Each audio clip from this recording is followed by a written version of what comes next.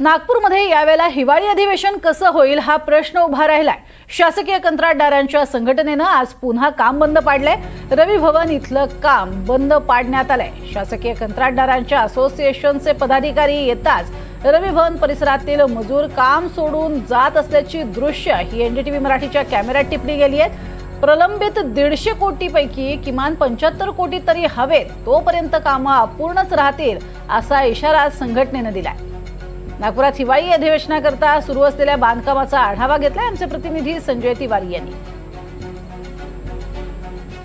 नागपुरात मंत्र्यांचं निवासस्थान असलेल्या रवी भवनमध्ये ही परिस्थिती आहे।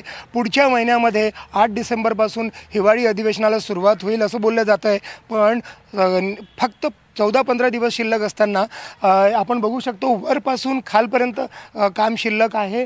बाहेरसुद्धा मटेरियल तसंच पडून आहे, बांधकाम साहित्य पडून आहे आणि जे शासकीय कंत्राटदार संघटना आहे त्यांनी काम बंद केलं शुक्रवारी आणि आजसुद्धा काम बंद राहावं यासाठी ते जागोजागी जाऊन ते लोक तिथे भेटी देत आहेत, काम बंद ठेवण्याचा प्रयत्न करत आहेत आणि एकूणच या सगळ्याचा परिणाम जो आहे तो रवी भवन, नाग भवन, देवगिरी उपमुख्यमंत्र्यांचं निवासस्थान असेल, हैदराबाद हाऊसच्या मागे जे बॅरेक्स होत आहेत त्याचं असेल, विधायक निवास जे आहे आमदार निवास, तिथे सगळीकडे कामं अपूर्ण आहेत। सुबोध सरोदे आपल्यासोबत आहेत, कंत्राटदार असोसिएशनचे अध्यक्ष। सुबोधजी, अशामुळे तर अधिवेशन कसं होईल?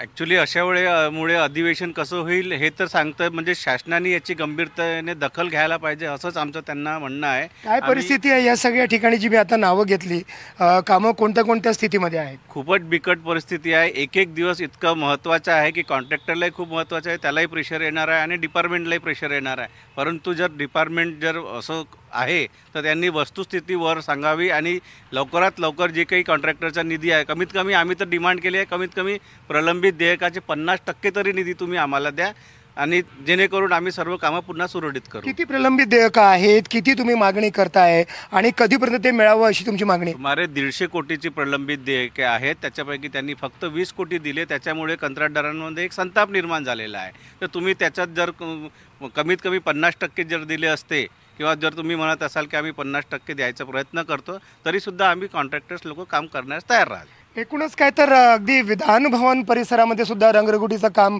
शिल्लक आहे। आमदार निवास असेल, नागभवन असेल, सगळीकडेच ही परिस्थिती आहे। अधिवेशन जर घ्यायचं असेल तर आम्हाला किमान 50% तरी देयकाचे, म्हणजे जे 75 कोटी होतात ते द्या अशी कंत्राटदारांची मागणी आहे आणि ती जर मागणी पूर्ण झाली नाही तर ही परिस्थिती अधिवेशनापर्यंत राहील असा त्यांचा दावा आहे।